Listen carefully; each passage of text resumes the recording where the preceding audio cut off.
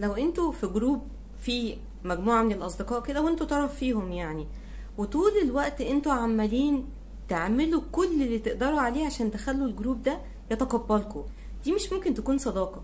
الصداقة الحقيقية اللي انا احس بالراحة في وسط الناس اللي انا معاهم، ابدا مش الصداقة الحقيقية اللي انا احس ان انا عمالة اقطع في نفسي كده واصغر نفسي قوي وانكمش كده عشان ابقى قد الناس اللي موجودة في الجروب ده، وعلشان يقبلوني ويحسوا ان هم شبهي.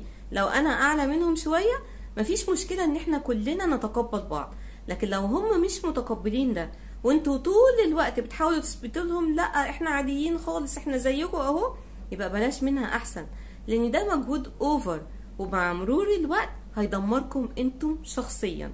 حاولوا دايما تكونوا في وسط الناس اللي شبهكم، اللي ترتاحوا في وجودكم معاهم، اللي ما تبذلوش مجهود كبير جدا عشان يتقبلوكم. هي دي الصداقة الحقيقية.